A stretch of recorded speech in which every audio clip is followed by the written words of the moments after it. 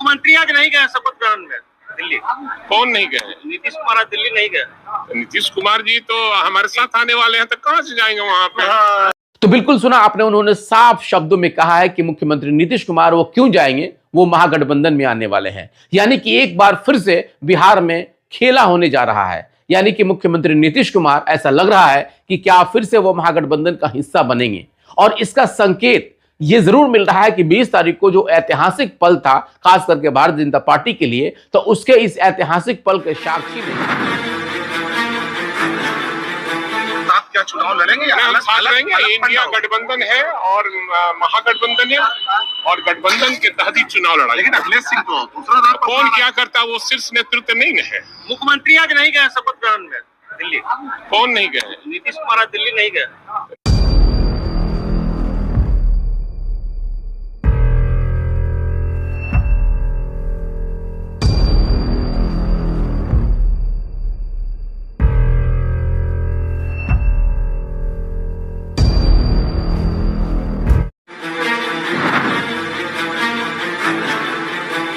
क्या चुनाव लड़ेंगे? हम साथ रहेंगे। इंडिया गठबंधन है और महागठबंधन है, और गठबंधन के तहत ही चुनाव लड़ा। लेकिन अखिलेश सिंह तो दूसरा दौर पर कौन क्या करता है वो शीर्ष नेतृत्व नहीं है। मुख्यमंत्री आज नहीं गए शपथ ग्रहण में दिल्ली। कौन नहीं गए? नीतीश कुमार आज दिल्ली। बिहार में बिहार विधानसभा का चुनाव इस बार काफी दिलचस्प होगा और इसका संकेत अभी से ही मिलना शुरू हो चुका है। चाहे हम महागठबंधन की बात कर लें या एनडीए की बात करें। देखिए, अगर महागठबंधन की हम बात करेंगे तो कांग्रेस अभी से ही प्रेशर पॉलिटिक्स बनाना शुरू कर रही है। यानी कि राष्ट्रीय जनता दल के ऊपर अभी से ही वो प्रेशर बनाने के मूड में आ चुकी है। हालांकि इसका कितना कुछ असर आने वाले समय में होगा, ये सारी चीजें धीरे धीरे सामने आ जाएंगी। लेकिन सिर्फ महागठबंधन ही नहीं है, बल्कि एनडीए में भी बहुत कुछ ठीक नहीं चल रहा है। कल हमने एक विश्लेषण इस बात पे किया था और बताया भी था कि इस बार बिहार में बड़ा खेला होने वाला है और उसका कुछ संकेत भी सामने आ रहा है। आज खास विश्लेषण उसी पे आपका बहुत स्वागत है इस खास कार्यक्रम में, और मेरा नाम कौसर अली हुआ। सबसे पहले आप इस बयान को सुनिए, जिस बयान को भाई वीरेंद्र, जो कि राष्ट्रीय जनता दल के विधायक हैं और वरिष्ठ नेता हैं, उन्होंने क्या कुछ कहा है। और गठबंधन के तहत ही चुनाव लड़ा। लेकिन अखिलेश सिंह तो दूसरा दौर पर कौन क्या करता है वो शीर्ष नेतृत्व नहीं है। बिल्कुल आपने सुना जिस तरीके से भाई वीरेंद्र ने अखिलेश सिंह कांग्रेस के प्रदेश अध्यक्ष हैं, उनके बयान को उन्होंने ज्यादा तवज्जो नहीं दिया। हालांकि उस बयान को तवज्जो नहीं देने के पीछे उनकी मजबूरी भी हो सकती है, इसलिए कि गठबंधन है। लेकिन अभी से जो संकेत कांग्रेस दे रही है, और कांग्रेस चूंकि अभी से ही बार्गेन की स्थिति में है और करना भी चाहती है, कांग्रेस को ऐसा लग रहा है कि इस बार जो है कि जितनी सीटें हमको गठबंधन में मिलेगी, हम उन सारी सीटों को जीत लेंगे। हालांकि कांग्रेस का यह अपना दावा है, लेकिन जिस तरीके से राष्ट्रीय जनता दल हो या अन्य गठबंधन में जो दल है, उन दलों का जो स्थिति अभी है, इन सारी चीजों पर लगभग सबकी निगाहें हैं। और सबको पता है कि इससे पहले जब 2020 में चुनाव हुआ था, उसमें जिन जिन लोगों को जितनी सीटें दी गई थी, उन लोगों का क्या कुछ स्ट्राइक रेट रहा। हालांकि कांग्रेस इस बार क्यों बार्गेन कर रही है और क्या ज्यादा से ज्यादा सीट जीत करके वो अपने खास करके अपना एक अहम रोल गठबंधन में निभाना चाहती है, या जिस तरीके से वो एक प्रेशर पॉलिटिक्स अभी से शुरू कर रही है, इसका आने वाले समय में क्या कुछ परिणाम होगा, अब तो ये देखने वाली बात होगी। लेकिन इस बार जो सबसे महत्वपूर्ण खबर है, और वो खबर है बिहार के मुख्यमंत्री नीतीश कुमार का। मुख्यमंत्री नीतीश कुमार का नहीं पहुंचना, एक तरह से देखा जाए तो मीडिया ने कई तरह के सवाल भी खड़े किए। हालांकि ऐसा भी नहीं है कि मुख्यमंत्री नीतीश कुमार अस्वस्थ थे या फिर किसी बड़े कारण की वजह से नहीं गए, जबकि नालंदा में वो अपना प्रगति यात्रा भी कर रहे थे और ऐसे समय में वो दिल्ली नहीं पहुंचे। मीडिया ने सवाल जरूर किया। इस पे भी जब मीडिया ने सवाल किया भाई वीरेंद्र से, तो उन्होंने क्या कुछ कहा, आप एक बार जरूर सुन लीजिए। मुख्यमंत्री आज नहीं गए शपथ ग्रहण में दिल्ली। कौन नहीं गए? नीतीश कुमार आज दिल्ली नहीं गए। नीतीश कुमार जी तो हमारे साथ आने वाले हैं, तो कहां से जाएंगे वहां पे? तो बिल्कुल सुना आपने, उन्होंने साफ शब्दों में कहा है कि मुख्यमंत्री नीतीश कुमार वो क्यों जाएंगे, वो महागठबंधन में आने वाले हैं। यानी कि एक बार फिर से बिहार में खेला होने जा रहा है। यानी कि मुख्यमंत्री नीतीश कुमार, ऐसा लग रहा है कि क्या फिर से वो महागठबंधन का हिस्सा बनेंगे।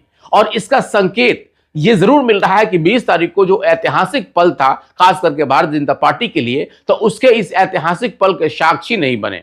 जिस तरीके से कल यानी कि जो दिल्ली में शपथ ग्रहण समारोह हो रहा था, वहां की जो मुख्यमंत्री अभी रेखा गुप्ता को चुना गया है और बनाया गया है, और जिस तरह से रेखा गुप्ता के इस शपथ ग्रहण समारोह में लगभग 20 राज्यों के मुख्यमंत्री और उप मुख्यमंत्रियों का आगमन कल दिल्ली में हुआ था। लगभग सबने देखा, लेकिन सबकी नजर जो है कि बिहार के मुख्यमंत्री नीतीश कुमार के ऊपर टिकी हुई थी। हालांकि जनता दल यूनाइटेड ने अपने प्रतिनिधियों को वहां भेजा था, जिसमें ललन सिंह जो कि सांसद हैं और कार्यकारी जो अध्यक्ष हैं संजय झा, उनका जो है कि आगमन दिल्ली में हुआ था और दिल्ली में ये दोनों आदमी गए भी थे। लेकिन उसके बावजूद भी मीडिया ने यह सवाल जरूर पूछा और कहा भी कि आखिर मुख्यमंत्री नीतीश कुमार क्यों नहीं आए, जबकि ऐसा भी कोई बड़ा कारण नहीं था। मुख्यमंत्री नीतीश कुमार कल नालंदा में थे, उनका प्रगति यात्रा बिल्कुल अभी प्रगति पे है और वो लगभग निरंतर इसमें लगे भी हुए हैं।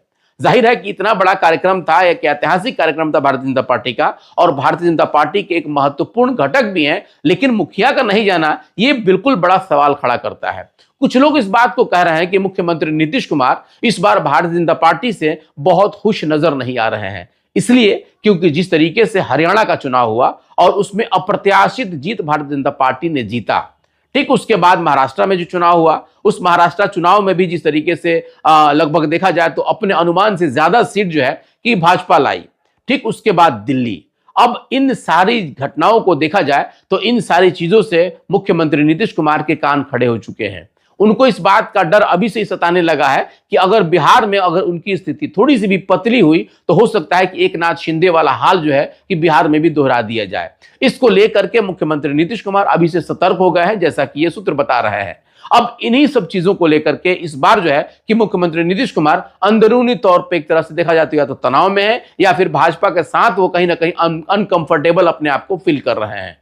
अब सवाल ये उठता है कि अगर भाजपा से वो अनकंफर्टेबल है तो क्या वो महागठबंधन में जाएंगे, क्या वो राजद की तरफ जाएंगे, जबकि कई तरह के संकेत भी मिल रहे हैं। आपको याद होगा कि अभी 2 महीना पहले लालू प्रसाद यादव ने भी कहा था कि अगर मुख्यमंत्री नीतीश कुमार फिर से एक बार महागठबंधन में आते हैं तो उनका स्वागत होगा, जबकि तेजस्वी यादव ने साफ कह दिया था कि उनके लिए उनका दरवाजा बंद हो चुका है। लेकिन जिस तरीके से भाई वीरेंद्र से जब सवाल मीडिया ने पूछा तो उस सवाल का जवाब ठीक जो कि तेजस्वी यादव से पूछा गया है, तो उन्होंने इस पे ये जरूर कह दिया कि जिसका जो बात भाई वीरेंद्र ने कहा है वो हो सकता है कि उनकी अपनी बात हो, लेकिन गठबंधन में कुछ चीज होती है और उसके लिए निर्णय गठबंधन लेती है। तो जाहिर है कि एक तरह से गोल मटोल एक राजनीतिक जवाब जो है कि तेजस्वी यादव ने दिया, लेकिन जो संकेत मिल रहे हैं और ये जो बताया जा रहा है कि इस बार जिस तरीके से मुख्यमंत्री नीतीश कुमार भारतीय जनता पार्टी से अंदरूनी तौर पर नाराज चल रहे हैं।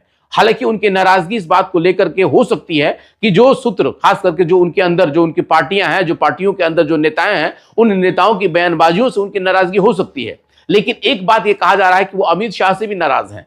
हालांकि जिस तरीके से देश के प्रधानमंत्री मोदी से उनका पैठ बना हुआ है और जिस तरीके से कई मौकों पर हम लोगों ने देखा कि काफी खुले दिल से दोनों मिल रहे थे, लेकिन कहा जाता है कि अमित शाह से उनकी दूरियां बनी रहती हैं, अभी भी उनका दिल एक दूसरे से मिलता नहीं है।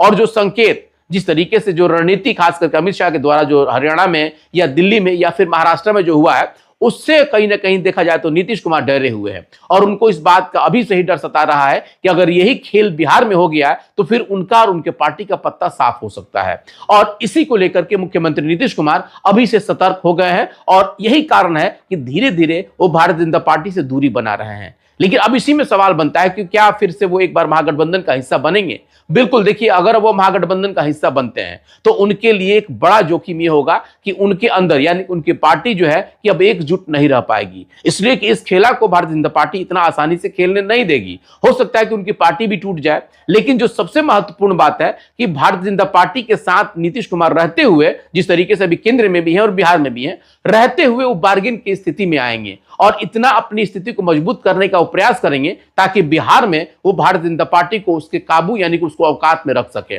और यही चीजें जो है कि संकेत अभी से मुख्यमंत्री नीतीश कुमार भी दे रहे हैं और उनकी पार्टी भी दे रही है। हालांकि खास करके जो गठबंधन है उस गठबंधन के बारे में किसी तरह का कोई बयान ना तो भाजपा दे रही है और ना ही जेडीयू दे रही है। इन सारी चीजों से लोग बच रहे हैं। लेकिन अब सवाल है कि मीडिया जब भी सवाल करती है तो इसका सीधा जवाब नहीं मिल पा रहा है, बल्कि गोल मटोल और घुमा फिरा करके जवाब दिया जा रहा है। हालांकि जिस तरीके से दिल्ली में जब शपथ ग्रहण समारोह हो रहा था और उस शपथ ग्रहण समारोह से मुख्यमंत्री नीतीश कुमार का दूरी बनाना अब ये बड़ा खबर बनता जा रहा है। हालांकि इसका क्या कुछ असर होने वाला है ये धीरे धीरे सामने आ भी जाएगा, लेकिन इतना तो तय माना जा रहा है कि इस बार जिस तरीके से 3 राज्यों में जो खेल देखने को मिला है उसका असर बिहार में ना हो, इसको लेकर के मुख्यमंत्री नीतीश कुमार अभी से सतर्क हो चुके हैं। हालांकि जिस प्रगति यात्रा को लेकर के वो चल रहे हैं उसमें हम लोगों ने एक खास चीज जरूर देखा था कि जहां जहां उनका प्रगति यात्रा हुआ था उनका चेहरा सबसे पहले रखा गया था और उन्हीं के चेहरे पे इस बार चुनाव लड़ने की बात फिर से कही जा रही है। लेकिन इसमें कितना कुछ सच्चाई होगा ये आने वाला समय बताएगा। लेकिन इतना तो तय माना जा रहा है कि जिस तरीके से नीतीश कुमार सतर्क होकर के इस बार अपना धीरे धीरे कदम रखना है, अब इसका अगला निशाना क्या कुछ हो सकता है और क्या बिहार में फिर से एक बार महागठबंधन के साथ नीतीश कुमार जा सकते हैं, इतना बड़ा जोखिम लेने के लिए अगर वो तैयारी कर रहे हैं तो क्या इसका परिणाम हो सकता है। और 2025 का जो चुनाव है, जिससे चुनाव से पहले ही जो मामला जो नजारा हम लोग को देखने को मिल रहा है, ये नजारा क्या कुछ, खास करके जिस तरीके से कहा जाता है कि ऊंट किस करवट बैठेगा, अब ये देखना बड़ा दिलचस्प बात होगा। लेकिन फिलहाल जिस तरीके से बिहार के राजनीति में अभी से ही जो उथल पुथल जो अंदरूनी तौर पर दिखने लगा है, अब इसका आगे आने वाले समय में परिणाम क्या होगा, फिलहाल सबकी निगाहें इस पर बनी हुई। विश्लेषण कैसा लगा अपनी प्रतिक्रिया कमेंट बॉक्स में जरूर देंगे। और जाते जाते मैं आप लोगों से बस एक गुजारिश जरूर करूंगा कि अगर अभी तक आप इसे फेसबुक पर देख रहे हैं और फॉलो नहीं किए हैं तो प्लीज वहां फॉलो कर लें, और अगर आप इसे यूट्यूब पर देख रहे हैं और अगर अभी तक सब्सक्राइब नहीं किए हैं तो इसको सब्सक्राइब कर लें और आगे की हर उस खबर के लिए हमसे जुड़े रहें, बने रहें। आप सबको बहुत बहुत धन्यवाद।